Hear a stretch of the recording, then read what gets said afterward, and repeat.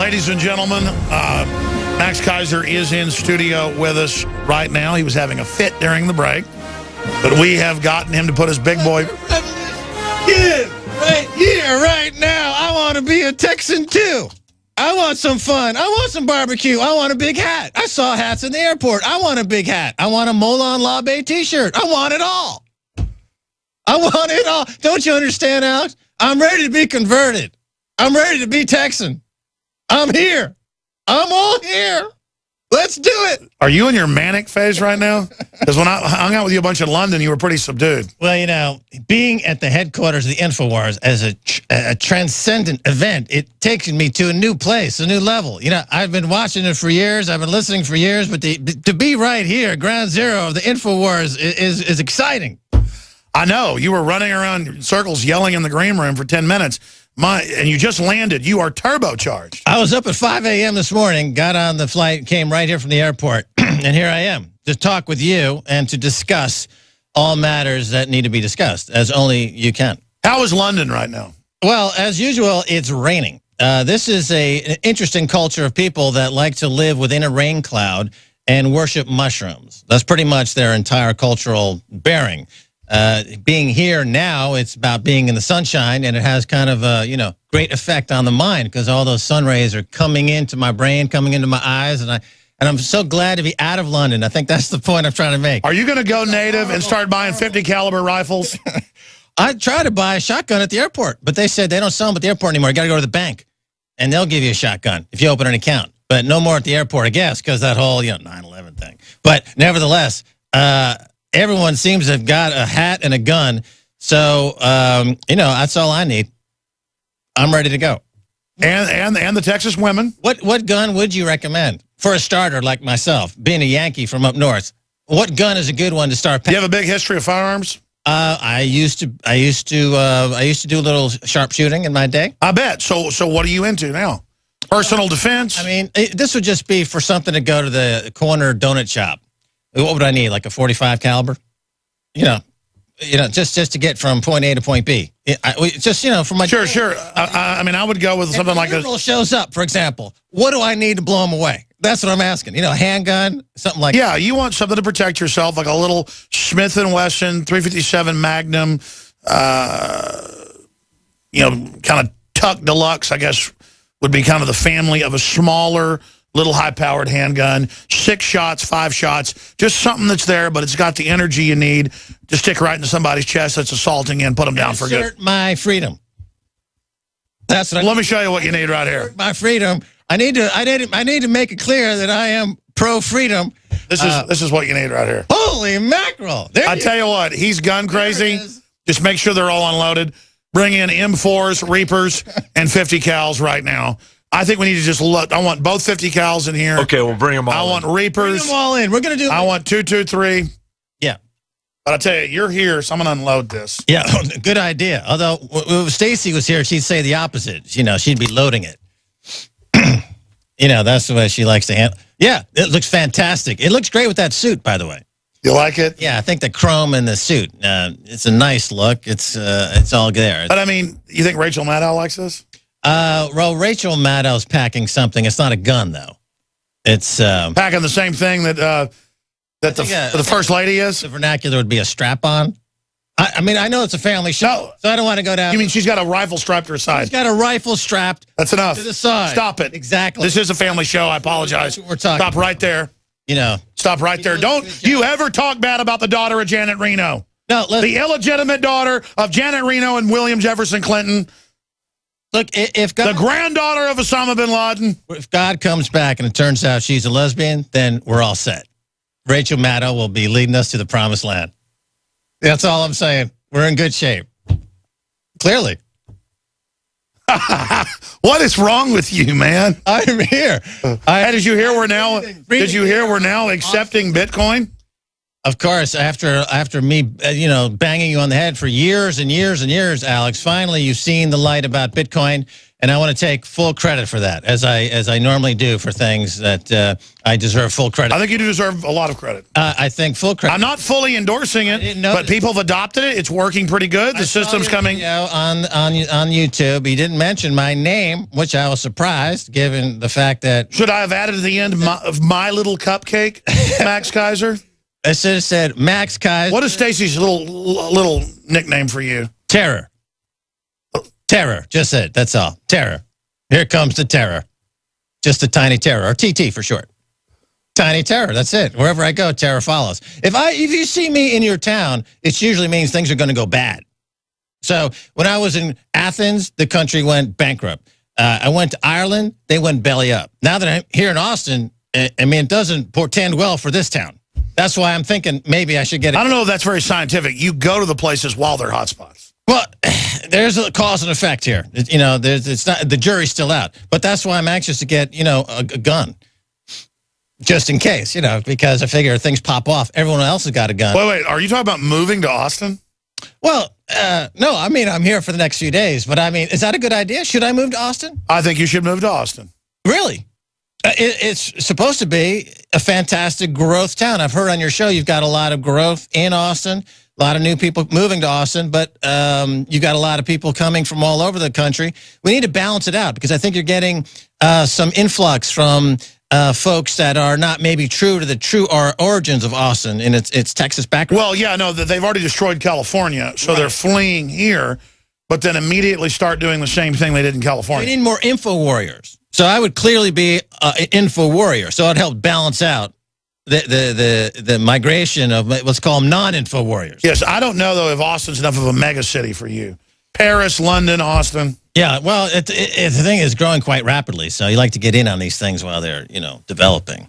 Take full advantage. You like to get into bubbles early? I'd like to, you know, the bubbles are bursting. I think the bubble is quite large at this point here. Well, London is a bubble. You mentioned real estate bubbles. London is clearly in a bubble. The bond market's in a bubble. Stock markets are clearly in a bubble because these central banks, they do nothing but inflate these markets with all their free money, their easy money, their quantitative easy money, and it does nothing except make the top of the pyramid very, very wealthy, but everyone else at the bottom of the 99.9% is getting shafted. The wages are going down, job market's drying up, robots are taking over. So the whole monetary policy game that they've been doing now for 10... I want to look at your perspectives for the world, because you did predict here last year that you would see this dollar devaluation and a lot of the defaults and things that are happening. But what about blowing up convoys of Russian trucks going into Ukraine today, and the Pentagon announcing they're sending the Army's 1st Brigade, 1st Cavalry with Abrams tanks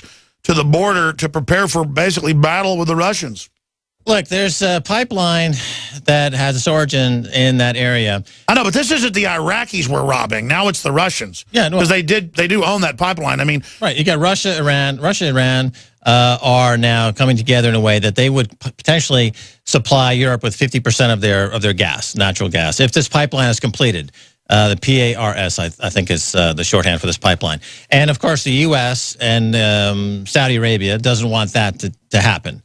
So they're going to go to war. They're going to go to war in Ukraine, essentially. And that's why Saudi Arabia is now attacking Iraq, which really means Iran.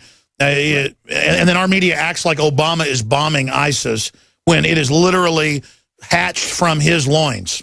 I would agree with that. I mean, there's a proxy war going on, and it's all about oil. So Russia is basically, and I've been saying, doesn't Russia have the right to defend itself, you know, basically, to use the line? But I don't have to intellectually have any facts or argue with you. I'm just going to call you racist. Because I'm taking a line other than the party line? Homophobe, racist, mass murderer. Well, you bring up a good point in that there are code words that are used by mass media to marginalize people before even they get their point out. So, I mean, in media in this country is extremely monolithic. There's only one view. It comes from the White House, and it's repeated over and over and over again. Only Infowars and a few other outlets have an opposing view. But I hear what you're saying. It's very difficult to have a debate in this country because all debate is shut down. Fox News being the primary center of non-debate debates. And this guy, Sean Hannity, who I think is really become the worst example of media extremism, where he's over there, he's trying to dry hump Netanyahu like a chihuahua, dry hump. Okay, stop. Family show. No more. Did you see those? No more. No more. Like, all right, but listen. Can't you pull back though and see the whole Palestinian-Israel thing is a giant manipulation as well? I mean, look at Fox News. Also energy resources off Gaza that they have. They have some gas resources off Gaza as well. There's also an energy element to that conflict as well, and it's an occupying force, Israel, that is like a bad developer with nukes. I mean, that's what they are. They're a developer with nukes. So they think, oh, we're just going to develop. We're going to build wherever we want to build. We don't care what the law is. You're in the way. We're going to bomb you. We'll kill you. We don't care. That's the Israel policy. The U.S., because all this news is just... Yeah, but I'm not defending Israel, but I want to be fair here. I mean, a bunch of the Palestinians are dragging people that don't agree with them around behind motorbikes, and who cares about the 300,000 Christians being murdered by IS? See, if the Palestinians... They're defending their border against Mexican. Why can't the Palestinians be defending their border against Israel? Look, I know, I'm not defending the border against Mexicans. They're bringing in all these people from Central America and paying them to vote in California. They want them coming across the border. Okay, the Palestine doesn't want the people coming across the border either, building illegal settlements on their land. It's their land. Well, I mean, it does look bad when when that happens. Well, that's what I'm saying. So they're defending themselves. They have the right to defend themselves. But see, I don't even have to debate you. I'll just call you an anti-Semite.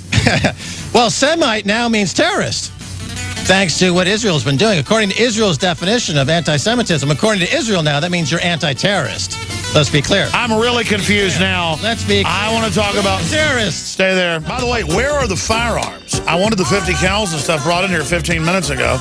Let's just start bringing those in. We're bringing them in. They're very heavy. I understand during the perseverations of Max Keiser. Max, let's get serious. You're in your manic phase right now. I prefer to use the term lighthearted. Hypomanic. Lighthearted, please. Thank you. I understand. But let's get serious just here for a moment, because I know you're a smart guy, inventor of a lot of virtual trading technologies, worked with George Soros' son. We'll talk about soon, the new one. I want to talk about a lot of stuff with you, but what do you make about the crises in the world intensifying? Secretary of Defense Hagel 2 days ago said the whole world is blowing up. Obama 3 weeks ago, they said that we owe him for the world being the most stable ever. So obviously, I agree with Hagel, not him. There's just more and more craziness going on. What do you think the grand strategy is of the technocrats, or is there not a strategy? Because every analyst I have on, really smart, top CIA people, you name it, say this is insane with Russia. Good chance it's going to lead to a big war, nuclear war. Our elites are doing things that were never done before. What is happening, Max Keiser? Well, Alex, you have to look at it in terms of the fact that there is now a global conflict over the remaining resources out there, energy resources and food resources. And how did we come to this? We came to this point because over the past 30 years or longer, there's been an attempt to grow the world economy using only monetary policy. There's been an attempt to grow the world economy simply by... on paper BS. Printing money. And back 40 years ago, for every, for example, dollar of debt that was generated by the United States, there was maybe $1.50 or $2 of debt for every dollar of GDP. That was roughly the equation. You'd create about $2 of debt, and you'd get $1 worth of GDP. Today, it takes almost $12 of debt to get the same dollar of GDP. So what does that tell you? It tells you that this debt bubble keeps expanding, and we're at the point now. And it will go Zimbabwe? Well, we're at the point, though, that the resources that are remaining for the world, and we see this in Ukraine, because Ukraine is agricultural and energy resources. And because the monetary stimulus doesn't generate GDP growth anymore, it's coming to blows. It's coming to war. This is the reason. Europe wants to absorb a snack. And they want to absorb Russia's gas pipelines and bases that have been theirs for 600 years. And so there has to be, I guess, a war, because that just belongs to George Soros.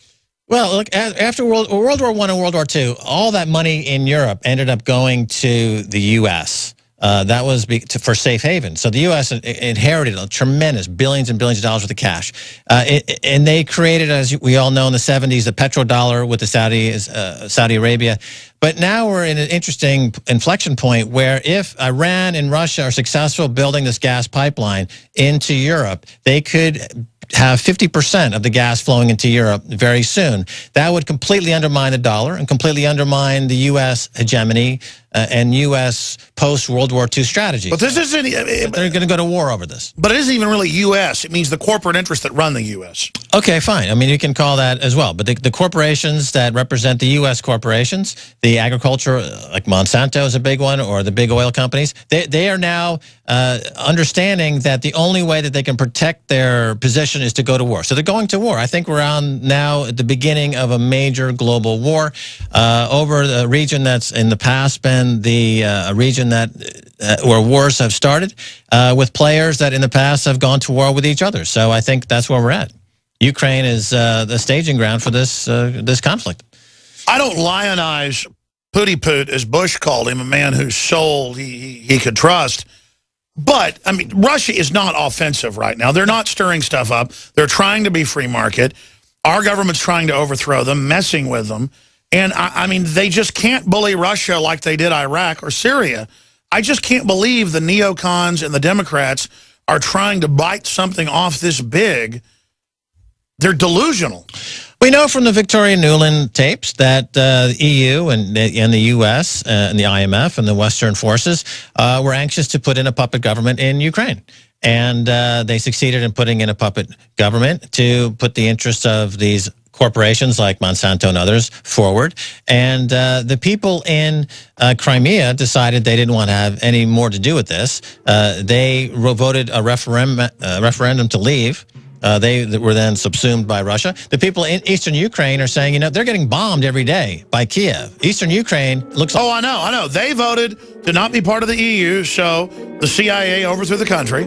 Right. And then now they're trying to steal the part of Russia that's always been part of Russia and their gas pipelines. I mean, so where's Russia been aggressive so far in that? I think Russia's horrible. They're racist. That's why they need to be bombed. Isn't that a pretty song? Alex Jones.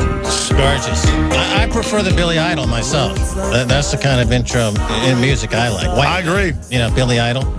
I do know Billy Idol. It's really exciting when you play that. You know, sometimes you get soft, Alex. You play some of the 60s psychedelic music. And I'm thinking, are you in the back smoking a joint or what? I mean, you're supposed to be out here doing... It's a family show. No, I don't do things like that. We're in Austin. Keep it weird. Max Keiser, you're a serious economist, world-respected, a worldwide TV show. True. You don't act like this on your own show. You came to see me in Austin. We're going to go out to dinner Saturday night. You're here. We appreciate you. We want to talk about serious issues. Now, now, I think the subtext for the audience out there see in the shot these rather large firearms. So I think that they can discern from your... Well, no, you came to Texas. You're more than just being critical out. You came to Texas. To war with Max Keiser. You've gone to war with Max Keiser. You've brought in the 50 cals, and now you've declared war on Max Keiser. No. You said I've come to Texas. I've got my own protection here. I've got to put on this bulletproof vest just to do an interview with Alex Jones. You came here and you said you wanted to see guns, so we conjured some out of the gun safe. I gotta put this. This 308 Reaper. Just to do it. We've got a video coming out where I shoot 4 different tannerite explosions, one after the other, with precision. Television sets loaded with tannerite. Yeah. All right. Only Imperial stormtroopers are so precise. Well, and I'm ready to do this interview with Alex Jones. I've got my, but I don't think this... you look like a CNN reporter. Yeah, I'm down at CNN headquarters. Guys, will you please help hook him up? If Rachel Maddow gets a little too frisky, this is what the other reporters... That's actually a high-tech restraining suit. Uh-oh. That's good. So, from this distance, could this protect me from... it doesn't seem... It seems like that would be a straight jacket. Well, that's a double purpose, you know, for the other guests that you might have on the show. No. You said, I want to see guns. Only in Texas do they have straitjacket that are double up as a bulletproof vests. Well, no. We disguise the fact that we're really all wearing straitjackets. Right, but they're bulletproof straitjackets. I think that's... No, that... Why don't you sell those? That body armor... On Law Bay t-shirt. That would start... Bulletproof straitjacket. That would stop like a 9mm or 40... Call the marketing department right now. This. That's a huge sales winner. Bulletproof straitjackets for liberals. I mean, if that's not a winner, I don't know what. No, because they're scared of everything. Molon Labe on the back, bulletproof straitjacket. You know, you can sell 1 million units of those. I want a commission, and I want full accreditation. Unlike when you talked about I just invented the bulletproof straitjacket. See, that's what I invented the bulletproof straitjacket. Right, and you've got the guns to prove it. You see, how am I going to debate that when you're looking down? We don't call this America. We call this America. Right. I mean, have you seen the jacked up trucks and stuff? Yeah. This is all part of America. That's right. They got the wheels that go way up. You know? Yeah, that's America. America. And I got a duck calling whistle. You say America? America. I got a duck calling whistle. America. America. And I got a gun, and I need a hat, though. I still need that. That's an idea. You want to go shooting? As long as I'm not the prey, I'm up for it. See, there's this. You are kind of a liberal. You're like afraid we're going to hurt you with these guns. Look at the size of these guns. I mean, what do you mean? I'm from New York. We carry pencils and pens. Did you know these guns have only been used in one crime? And that was when you took over the studio? No. No, the 50 caliber Barrett. To your wife? No, was used to rob an armored car once. Really? Yeah, not these guns particularly, but okay. Lowest crime rate, these guns. These guns don't go out and do stuff on their own. Actually, I think I saw these guns in that movie Heat. They used similar guns to these in the famous scene where they're robbing the bank in the end. I could be wrong, but it's a fantastic film. Well, we were able... Michael Mann directed that. Guess what? You can buy armor-piercing incendiary, B-52 rear gun, radar-directed gun ammo. Right. And take down a commercial airline. No, Malaysia airline flight. No, Army surplus. If I wanted something like that, one of those, they go 30,000. I bought it from the police supply house, $3 a round instead of $7 a round for the regular new stuff. You can buy a BUK, B-U-K, anti-aircraft ground-to-missile air launcher here in Austin. I can take down a commercial airline. No. Is that what you're saying? I shoot B-52 50 cal ammo from the old rear guns they had. They had 4 of them radar directed. I bought a bunch of that surplus, and it's really fun. We can shoot it through a 1/2-inch steel. When it goes to the other side, there's a white flash where it detonates. So let's say I'm trying to get into... meant to blow up gas tanks. I'm trying to get into a Hooters restaurant, and there's a big line. Can I use one of these to get in? No, you can't. We have firearms responsibly, Max. Well, I don't know. And we're here, like when people are scared of things they shouldn't be. Yeah. I forget the psychology term. It's where you desensitize them. Running, I think they call it running, and show you that it's safe. They run. It's called running. The opposite. It's good. The adrenaline kicks in, and you're running as fast as you can in the opposite direction. You can call it psychologically. You can call it anything you want. But which one of these guns do you like? Do you like the 308 Reaper? Yeah. Do you like the 223 Stag Arms? Yeah. These are the type guns that they were aiming at our reporters for no reason. All right. A few days ago in Ferguson, Missouri. All right. And then we have a good old-fashioned, this is a former Texas State Police gun I bought, range rifle 223. This is a good little fun plinking gun right here. Just like a home shopping network, kind of what you got going on. Well, I mean, with these huge guns. I mean, the one that's closest to me seems lethal, but easy to use. You're right. That would be the choice out of all these. Yeah, I mean, I would probably need some training for these bigger guns. This one looks like any yo-yo from New York could pick up something like this and sneak into the back entrance of a movie theater and, have a crazy time. Am I right? Well, statistically, mass shootings are flat. Overall shootings are down 52% from 1992 to 2011, the latest Justice Department numbers. And they usually only do that in areas that are gun-free zones because they know there's no one there to stop them. But yes, if the media hypes enough that crazy people under Pentagon DARPA projects, he was in a secret Pentagon DARPA project under a top Pentagon psychiatrist's control, and then he told everyone he was a patsy out there in Aurora, Colorado. Well, the culture in Texas is clearly a gun culture. Also in Georgia, in Atlanta, it's clearly a gun culture. I mean, in America, I think it's hard to get laws that work coast to coast because it's a very, very different country in different states. Can we get a document cam from up top, guys? Just all these beautifuls? Yeah, I think you need the total 360. Well, it's almost like... It's like looking at pinup girls, these guns. I mean, just look. It's just, oh. For some, although I'm not getting a hard-on right now. Well, I don't mean that. I mean... like others. No. It's like looking at a beautiful helicopter. Stacey. Or a Mercedes. We're not talking like that anymore. This doesn't give me, sexually Stop. Maybe that's part of the whole Texas culture I'm missing. This sexual arousement that comes with these large... No. You totally missed it. Like phallus symbol. I was saying that as a joke. What about it the is psychological fun term for associating a phallic It is symbol like a fun gun with sexual at arousal? 1,000 yards to shoot an old truck? Is that what you're calling your girlfriend? No. no, Max. I'm saying you can go out to an old junk pile. Yeah. You can sit back. Yeah. Fire this, 1,000 yards away and hit your target. And actually, I am a sharpshooter but not qualified on these weapons. On a rifle, I can hit bolt action. Yeah, Remington 700 308. I can hit a target as qualified as a not a sniper, but as a sharpshooter. What did you qualify out of? Quantico. I was on the farm for a while. It was my background. Little government work. Now I'm working the whole media thing. I think we can break that story. You like to get those news. Tell me, you were in the FBI? We're talking about the other place. Oh, really? Oh, tell me about that, Max. Wait, where's the music? Are we going to break? No.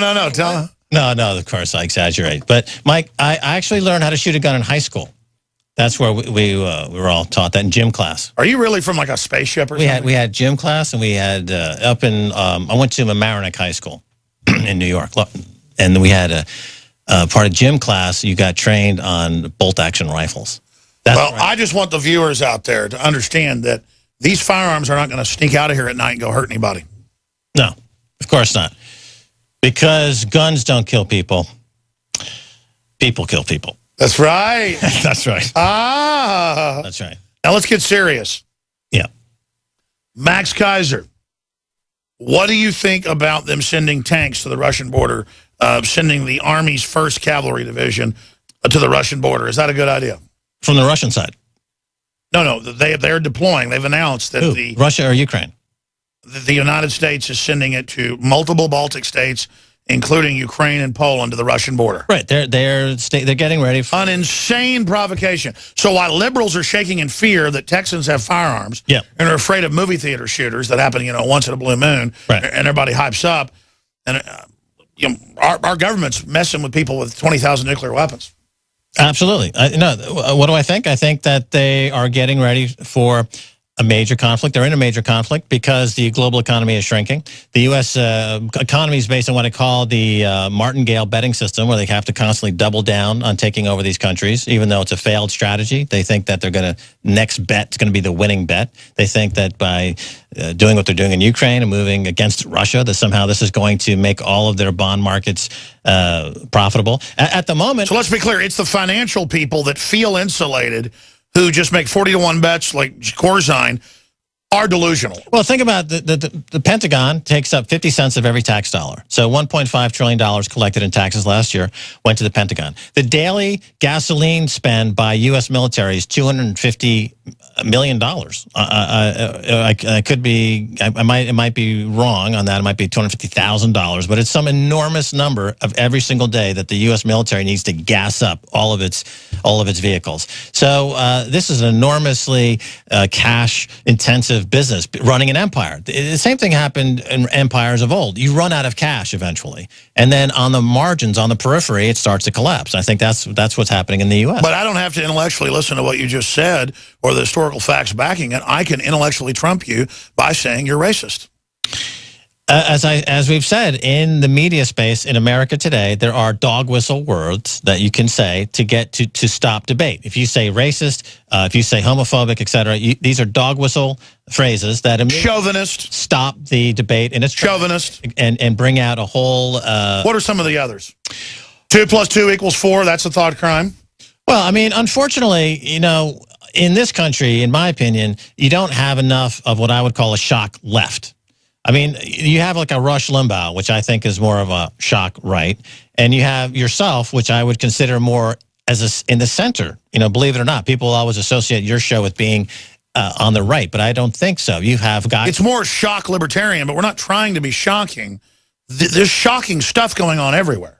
Right, but I mean, you have guys on from the Black Panther movement. I mean, you have these guys on who were in decades previous considered to be shock left. The Black Panther movement was considered. Well, I have the real Black Panther Party on, who was not about racism, and it was set up and gone after instead of working for the Justice Department as provocateurs, the new Black Panther Right, Party. but Rush Limbaugh would never have him on his show. No, because I want to bring people together. Right, exactly. So, No, I know. You're in the center. The establishment left wants to keep people on their reservation. Right, exactly. The establishment right wants to keep people on their reservation. Then I want to really get America. Then you have like a Rachel Maddow, who's considered to be liberal and on the left, but she's not. She's a right-wing ideologue because she'll give lip service to people like Hillary Clinton, who is a warmonger, who is a right-wing ideologue, who wants to do exactly what Barack Obama has done and everyone who's been in the White House for the past 20, 30 years done.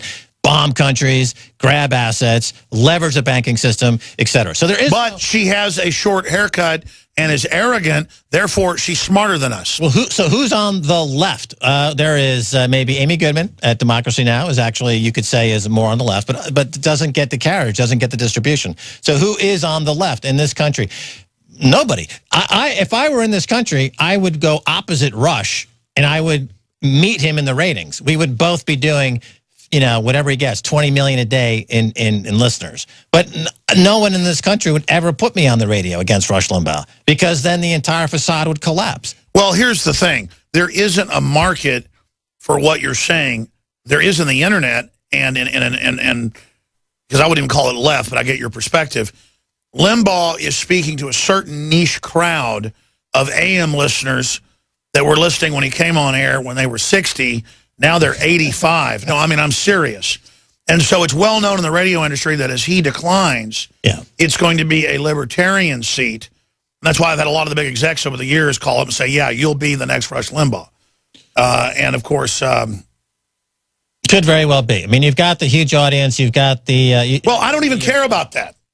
I just don't want to have nuclear war with the Russians. Well, my point is that I don't see any real left-wing, as opposed to London, where you do have actual left-wing newspapers. You know, they come out and they say they're left-wing, and they present a left-wing point of view. And there's nobody saying that they're immediately dismissed because they are left-wing, because they're on the left. They are in the UK. They have a debate. Here in the US, if you were to come out and say I'm left-wing, the only guy you have is Bernie Sanders, who's a socialist. And he says a lot of good stuff about problems. He's the token. But his solutions are horrible. The token socialist. There's one guy. Let one guy, you know, talk. He's the token socialist. But there is no actual left-wing political party in the country. Yeah, but here's an example about so-called left-wing. They all think the state's going to save them and think Obama's saving them with the stuff in Missouri right now and the demonstrations starting all over the country. It's the training from the feds that did this. Here's my point of view is that both the right and the left on this debate about state or not state have morphed into a new debate where both the left and the right believe the market is going to save everything. Both the left and the right believe in the market fundamentalism, believe in how and this is very true of the libertarians. But it would work if the market wasn't rigged. Right. If the market was... Yeah, they're saying market fundamentalism while the market's rigged 7 ways to Sunday. That's why it's a load of crap. I mean, don't you read market fundamentalism works if it was free market? If markets were allowed to operate freely, they would do most of what we need to get done. Yes. Absolutely. We don't have those free markets now. And then the state comes in to lock up people like John Corzine when they do reckless stuff to teach people a lesson. The token arrest here and there, but no serious jail time, no serious deterrent, like in the SNL crisis of the 80s where 1,500 bankers went to jail. We have none of that. We have a couple of guys like Corzine. Yeah, I mean, they put melamine in the food here, nobody gets in trouble. In China, they execute 20 people. Right, so to round this back to what I'm saying is that my point of view is that it would be to look at these markets and say, look, they're not the end-all and be-all that both the left and the right seem to think that they are. And this is what we talk about on our show. We challenge the orthodoxy that markets are God, and as such, we don't have carriage against Rush Limbaugh because Rush Limbaugh is a market fundamentalist. He believes that markets are without fault, this type of thing, and this is why the dynamic has evolved the way it has. People heard about me. We're going to skip this network break. Go ahead. Do you feel safer in here now? I've got my bulletproof straitjacket on, which we're going to marketing here on Infowars for $29.99. That's $299. You get yourself a bulletproof straitjacket, and you can walk the streets of Austin knowing that you can be crazy and withstand a round from a 50 caliber. But do you know enough about the gun to understand they're not even loaded? Well, if I point it at you and you don't flinch, then I know it's not loaded. You know enough about firearms to know that they're unloaded? You got the safety off, so that's worrying. Nope, it's on safe. Oh, okay. I couldn't see it. That's on fire. Okay. All right. That's I figure on safe. you were getting ready to mow me down here. So instead of just going to commercial, you just... But see, you're not really a leftist, because a leftist I'm leftist. would be scared of me having a gun, but if they saw thousands of troops in black uniforms, they would salute it. I'm anti-markets, which makes me a left of market. I'm fanatically anti-market rigging, which according to CNBC makes me a leftist, which would make me a socialist. Even though... Why do you let their definitions define things, Keiser? I'm giving your U.S. audience an appreciation for how this debate unfolds globally in the media space. And right, listen. Talking about you as being in the center, talking about Russia being in the far right, Rachel Maddow being right of center, who believes in market fundamentalism, and Hillary Clinton, and there being no left. There being no hardcore left anti-market rigging, except Rick Santelli on the floor of the CNBC. He's a guy who comes out and screams about how these markets are rigged, but he's shot down by the panel on CNBC as being, uninformed, and they use various epithets to shout him down. Alex Jones. Okay, you're obviously taking a mental break. Let me just step in and take over the show. This is what people have really been waiting for. Max Keiser takes over Infowars. Send Alex Jones out to the farm to feed the chickens or whatever he does, and me, David Knight, and Nico, we're taking over. Okay, we got the firearm. These are actually loaded, Alex. This is the staged insurrection. This is the insurrection right here. This is the revolution. You're in a straitjacket, man. Come on. We're the revolution. Come on in, fellas. We got them where we want them. Bring it all in. Bring in the tank. Bring in the heavy firepower. We're taking over the show. Max Keiser did not take his medication this morning. Hey, I want to take some phone calls for you. They've been holding really patiently. Phone calls.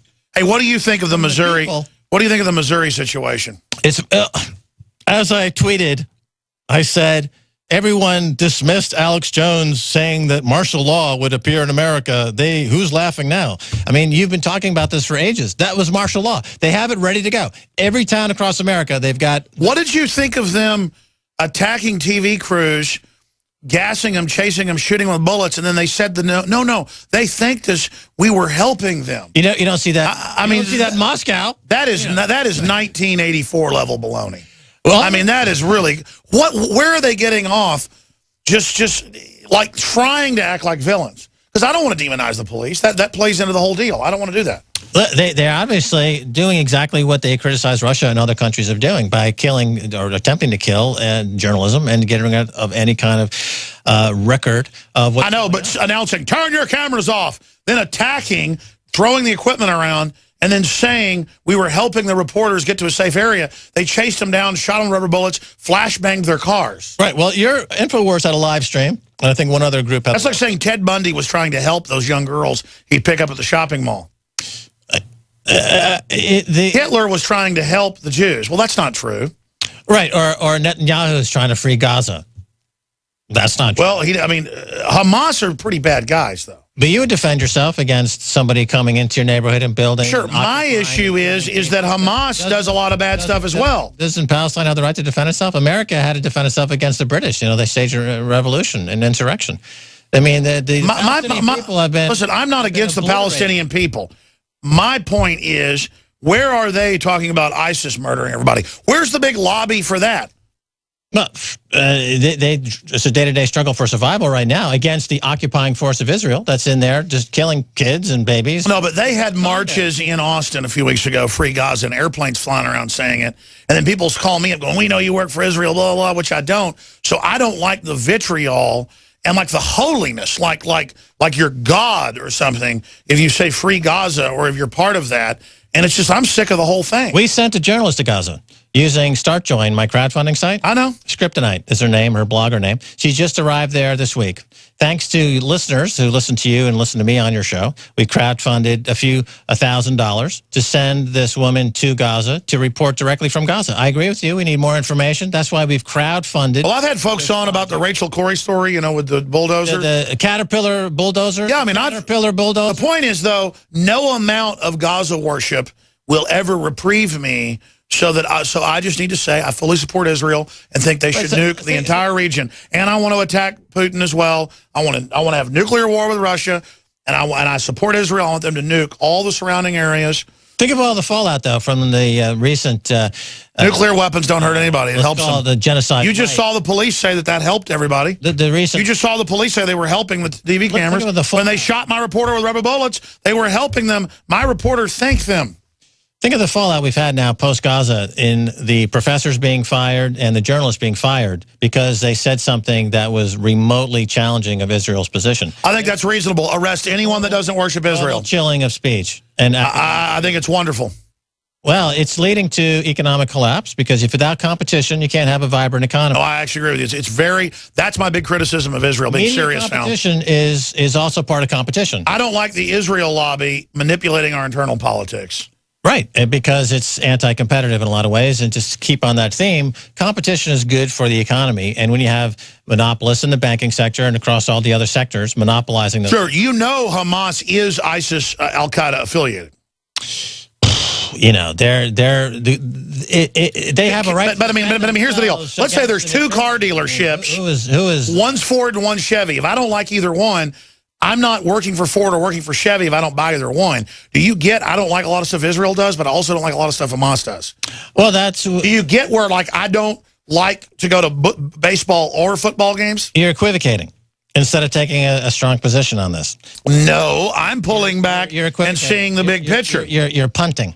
No, I'm not punting. Terms. No, I don't. As a talk show host, I don't punt on hardly any issue. You're punting on this issue. You're saying I don't like anybody in the region. They're all killing each other. You get rid of the region. No, that's called reality. Well, no, I'm not. I was not serious when I said nuke them. That was a joke. No, but you're saying I'm obviously don't want war with Russia either. No, I'm sick of it. I'm sick of both sides, the Israel lobby attacking me if I don't get in lockstep with them, and the Palestinian lobby attacking me if I don't get in lockstep with them. Quite frankly, I'm irritated by both groups. And I'll tell you right now, the more vicious group, to me, making crap up and harassing me, has been the Hamas crowd. And I was against invading Iraq, and I was all that stuff. So I actually care about those people over there. But at the same time, I'm tired of their dumbed-down arguments. Understandably that you've been put upon by this lopsided debate in America, but the children that have been slaughtered by Israel have been suffering a lot more than you. Exactly. Inconvenience. But the cause celeb on the left is only to talk about the Palestinian kids, not the Christians having their throats slit by affiliated groups with Hamas. I hear that. I mean, I don't accuse you. Jingle coming in. No. That would be like, that's music leading us out. I hear that music coming. MaxKeiser.com. We're going to get him his medication. We'll be right back in Overdrive.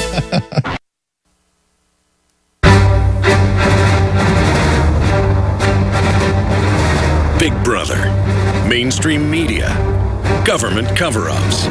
You want answers? Well, so does he. He's Alex Jones on the GCN Radio Network. And now, live from Austin, Texas, Alex Jones. Give me the gun, Max. Thank you. Woohoo! Oh, boy. Wait till I take you out shooting. I know you've been programmed from birth to the ways of the left. Listen, here's my issue. Yeah. We're going to go to 20 after and take all these calls. Frank, Lance, Dan, Chris, Steve, and others with Max Keiser. And I'm going to have you on the news. And I want to tape some special stuff for the Sunday show coming up. Plug my site. MaxKeiser.com. We're going to talk about that. Other site. We're going to talk about it all. No, we're not. After we take calls here in a moment. Okay. But seriously, the only anti-war thing that the left is allowed to talk about is worshiping the Palestinians because it's a political football like abortion or gay marriage or whatever to divert from the rest of the highway robbery going on. And it's always a litmus test. You know, do you want Israel blown up? Well, then you work for them if you don't want Israel blown up. So my issue is there's so many other things going on, Max, that I'm just saying I refuse to. It's like Ferguson. I'm not pontificating or I'm not extricating myself out of it. I'm not diverting out of it when I say it's a larger manipulation and that both sides are doing wrong things. That's really what's going on there. There's this primitive thought process where people shift to one side or the other. And sometimes there are things that clear. Like I'm on the side against cancer or I'm on the side against child molesters. But on a lot of issues, it is complex. Max Keiser. It is one conflict amongst many around the world, and there's a lot of propaganda on both sides. And my feeling is that Israel has been manipulating the U.S. government in a way that's shameless. And I agree with that. They're committing acts of atrocity that need to be answered for. But do you understand how nasty the anti-Israel crowd is?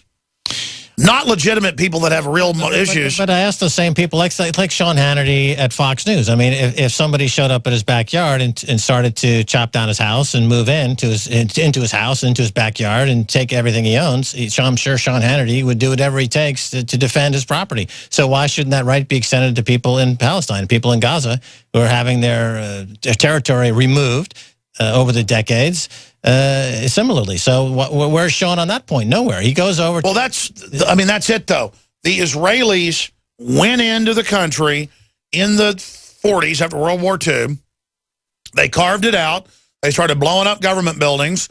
And then they got the city basically divided and got part of it and then took over and have been expanding ever since. So, yes, but from their perspective, they had the land before, so it's theirs. But from the Palestinian perspective, they had it before. And the truth is, well, the rule of law goes back to the Resolution 181 in the UN, which divide Palestine from Israel. 1947, 1948, you had the modern state of Israel. According to the rule of law, this is where we mark the beginning of modern Israel, and we don't go refer back to the Old Testament or these other documents. We say this is the post-war reality of the situation. And in that context, they have gone into these territories illegally, and they have imposed restrictions that you'd have to go back to Nazi Germany to find something similar by giving Palestinians calorie counts on every single day, by blocking their movements, or keeping them essentially in a concentration camp and open-air prison. Sounds like the Michelle Obama lunch program. Well, I mean, coming back to the U.S., you see a lot of these ugly truths in the U.S., Ferguson being an example.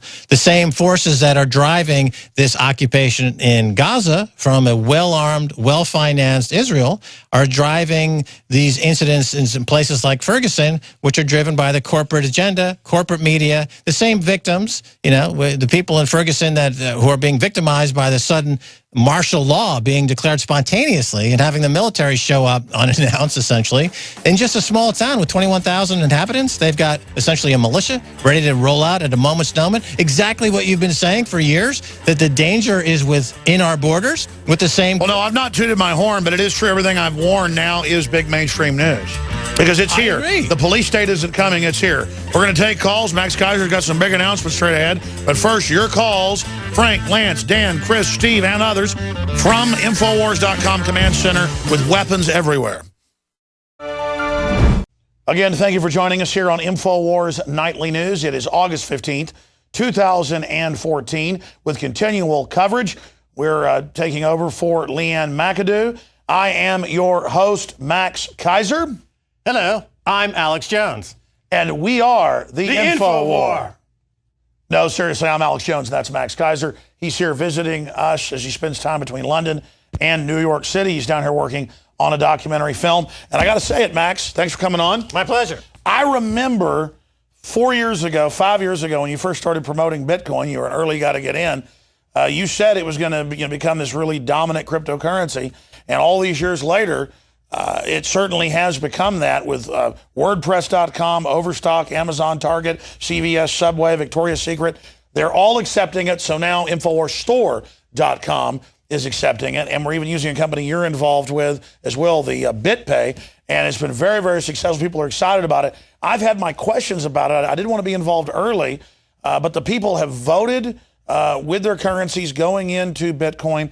They've supported it. We now see houses selling for 1.6 million Bitcoins. It's becoming more and more successful. And as you said on my show 5-6 years ago, whatever it was, I guess 2009, so I guess that's about 5 years ago, that it would give the private central banks a run for the money with their fiat currencies. Now, we had a caller in Overdrive at the end of the show today, and he was asking, what is your position in it? We want full disclosure on Max Keiser. That was one question. The other one was, is it a currency, or really what is Bitcoin, and where do you seriously predict it will go? So Max Keiser, 5 minutes on the Bitcoin revolution.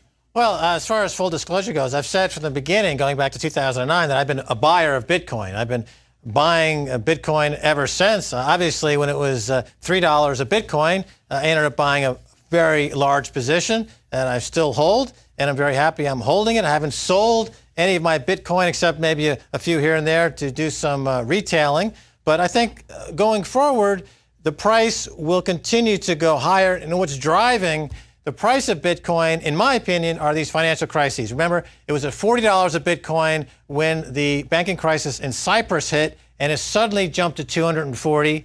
And that's really a great application for this crypto technology, is a store of value and safe haven during an era we live in now of banking scandals and banking crises. I think the next major bank to collapse, you'll see Bitcoin trade above 1,000 again and stay above 1,000. And I think it can trade a lot higher from there. Remember, it can be used as a currency, Alex, but it's also primarily its utility is to send money overseas on the internet for virtually no cost. And a great example of that would be somebody's trying to send a relative, let's say they're working in Britain and they want to send 100 pounds to Africa. Well, if they go to an established money wire transfer service like Western Union to send 100 pounds, they're going to charge them up to 10 pounds.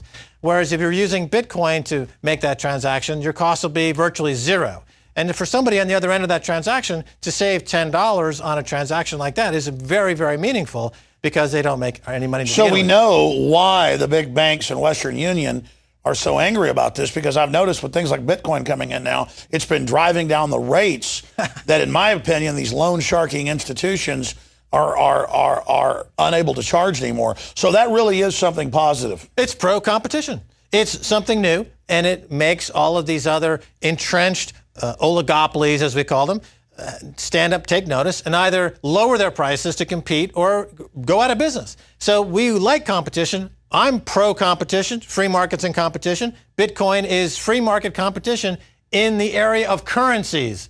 And it's being adopted around the world. BitPay, as you mentioned, is a company that was the first to offer Bitcoin transactions. They're signing up tens of thousands of merchants all over the world. Hundreds of thousands of merchants accept it now. Infowars accept it.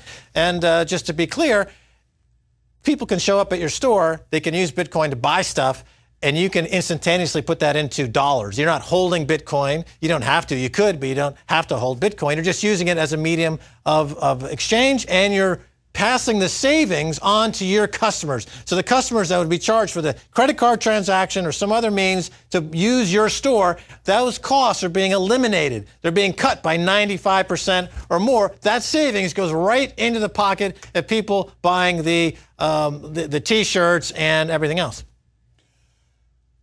This is a true revolution. And even if Bitcoin itself isn't perfect and has some problems, in my uninformed view, just as a novice looking at it from the outside, it is spurring a revolution of other cryptocurrencies, and now it's creating whole new economies around servicing it that is creating jobs. And I like to liken it to Uber, that started around the same time as Bitcoin with the apps. And I'll hardly even get a cab in Austin to the airport, or if I got to pick my car up at the shop, because they usually show up 30, 40 minutes after they're supposed to. They're rude. I mean, on average, cabs are nightmares in Austin. They're better in some other cities I've been in. But when I use Uber, it's quick, it's clean. I can track the app in live time as they pull up to get me. And are the cabbies around the world trying, in most cases, to, if you can't beat them, join them with their own apps and service? No. They're trying to shut it down. And I see a parallel between Uber and Bitcoin. And when I see the system trying to crush it and failing over and over again with these artificial crashes, but it bounces back up, that tells me more and more that Bitcoin really could be a winner. But regardless, we can't let them shoot down the idea of independent ways to exchange money and credit and currencies. So again, I salute you for being a trailblazer, Max. Well, I think the comparison to Uber is a good one. They did come around at about the same time. The words used in the technology space would be disintermediation or disruptive. And in the case of Uber, they are going to put some cab drivers out of business. But, you know, somebody said something I thought was very good. They said the reason the Stone Age ended is not because they ran out of stones. Meaning that when technological advances come along, they tend to completely write over the current system with a new paradigm, a new system. Uber's an example, and Bitcoin is another example. All of the ways of doing business in the markets and in the banking sector are being reinvented and re-realized using cryptocurrencies, the open ledger. And there are other cryptocurrencies other than Bitcoin. Bitcoin has by far the biggest share of the market, but there are specific coins that do specific things. I created a new coin called Startcoin, which is specifically for my crowdfunding platform, StartJoin. You know, I used to be very big in technology until 9/11 more or less wiped out my company. So I've been quiet in the technology space for a number of years, but now I'm back with something that I think is equally compelling as the stuff that I was doing in the 90s. Crowdfunding meets cryptocurrency. We've got a fantastic project taking a stab at some of the mainstream media in America with a billboard campaign trying to raise $7,000 to take out a billboard that says, you know, Sean Hannity is an idiot. Okay, it's not the most elegant campaign in the world, but it is a bit of fun. It's being crowdfunded. People are raising $5, $10. I heard a guy raised tens of thousands for potato salad. Well, in another crowdfunding company, somebody listed that they were looking to raise $10 or something for a potato salad, but it caught fire as a meme on the internet, and they raised $50,000. And that's what happens when you mix finance with the social networking and the meme potential or the viral aspect of the internet. It's almost the opposite of the stagnation of the ruling technocrats throughout history. It really introduces lightning into the whole equation. That's my concern. I want to go to break, and I want to come back and talk about world events with Max Keiser of maxkeiser.com. I want to talk about what I see as more and more of an elite that believes they have a political system and believes they're in control, founding this global corporate government. But if you look at what's really happening following the news closely every day, not just from mainstream news, but alternative in different regions, it's a bunch of disconnected financial oligarchs who've bought off major governments and who aren't really aware militarily, economically, culturally what they're doing, and that the whole world is lining up against them towards a giant crisis. I want to see if you agree with that. I want you to augment that and expand and give us your breakdown of the short, mid, and long term with your predictions straight ahead with more trends with Max Keiser. Then I'm going to break down, after he leaves us, a detailed report on geoengineering. It's real. It's happening. Manipulation of our Earth's atmosphere. Bill Gates is involved. And we are back. Thank you so much for joining us. I'm Alex Jones. Max Keiser from England is our guest, if you just tuned in. He's a former successful stockbroker, and he, of course, invented a lot of the virtual trading systems that are used today. And he's also been a syndicated radio host and syndicated television host and made a lot of accurate predictions on our show. maxkeiser.com is his main website. Of course, I'm Alex Jones, Infowars.com. And we have, of course, Infowars Nightly News. And I'm excited that a lot of what airs on Infowars Nightly News is also being picked up by our syndicated AM and FM affiliates on their own accord. And they are airing a lot of the nightly news on their own shows or in little vignettes on their stations. So it's incredible, Max, how hungry people are for something that isn't controlled left or controlled right, but just has a pro-liberty, common sense bent. And that is certainly our bias, to tell the truth and promote a new renaissance of freedom. I know you've said many times that that's basically your political perspective as well for new listeners out there. But in the time we have in this segment, we see massive political engineering going on. We see huge turmoil. Just last week, Secretary of Defense said the whole world's blowing up. 2 weeks before, the White House press secretary said we've had unparalleled prosperity and tranquility during Obama. That's like saying 2 + 2 = 5. Or earlier in the week in Ferguson, when our reporters got attacked with rubber bullets along with the Washington Post and Al Jazeera, the police said they were helping us, that we'd asked to have that done when they knocked the cameras over. That was on Fox News. So we see CNN, MSNBC lying at record levels, Fox News just reporting whatever the police say. We're not even against the police in Ferguson. It just seems like the age of lies and fraud has kicked into overdrive. And then we see Russia having a convoy blown up by Ukraine last Friday.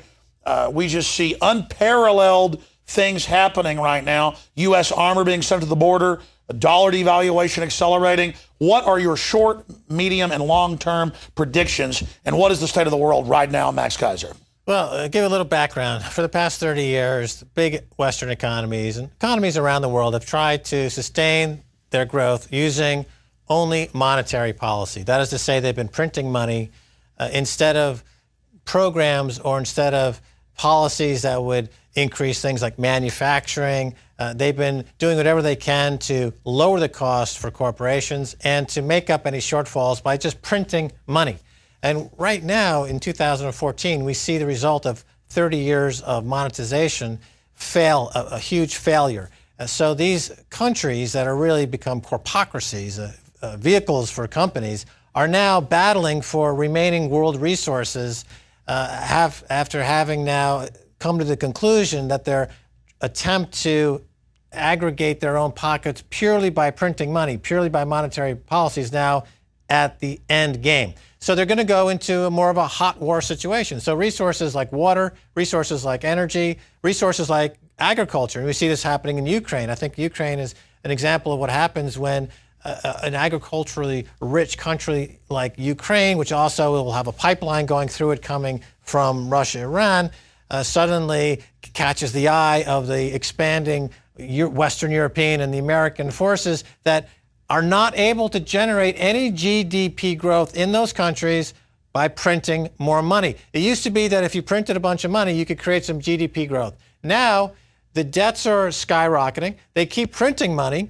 but these debts are still going rapidly out of control. So conquest by counterfeit fiat derivative is coming to an end. Yes. So now they're going back to the old-fashioned conquest by military force. Correct. I think that's a good summation. So as a result, the money from before the world became monetized is coming back into play, and that would mean gold, that form of money. And I think Bitcoin, just to follow up on Bitcoin a little bit, Bitcoin is almost digital gold in that sense, in that it has the attributes of gold. There's a limited supply, it's desirable, it's fungible, and it'll be used in this new war. You know, it's interesting, looking at the history, World War I started on horseback, it ended up with the Gatling gun.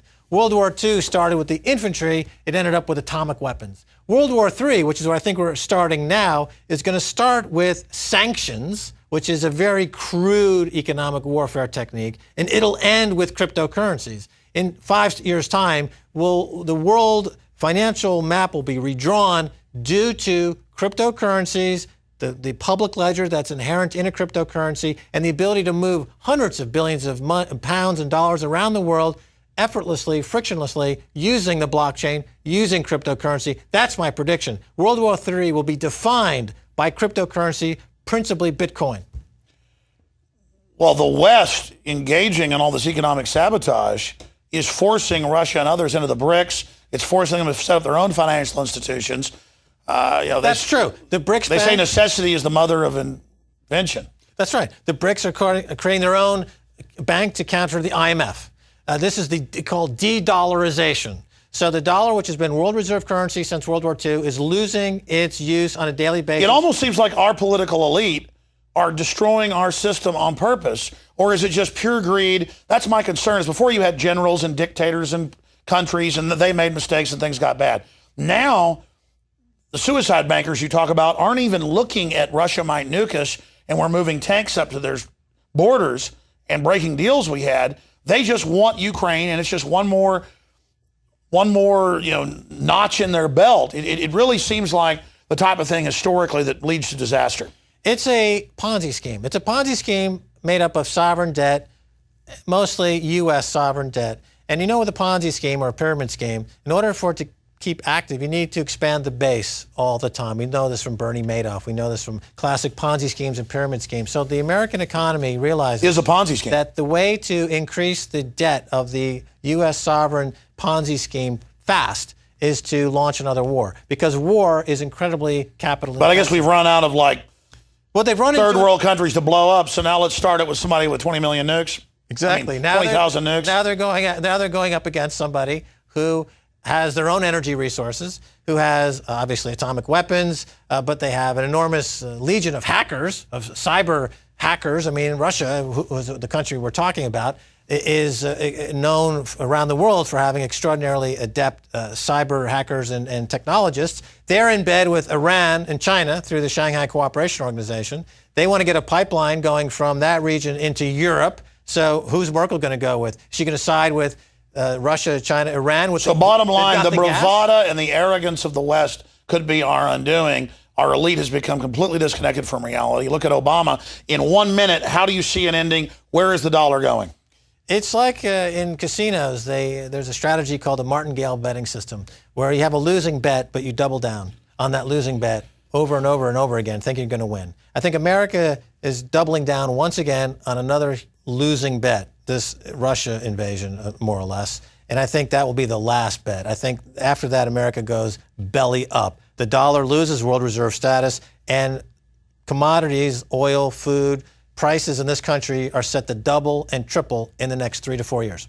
All right, Max Keiser, thank you so much for being with us. Hope we can hang out some tonight. Folks, we're going to go back to break now and come back with my detailed report on geoengineering straight ahead, Infowars.com, PrisonPlanet.com. We don't know how all this is going to end, but one thing's for sure, this is not a boring time to be alive. This is one of those times in history where everything's coming down, everything is happening right now. This is the time to be informed, the time to be involved, and the time to be spreading the word about the info war, because if you're watching or listening to this transmission, you are the resistance.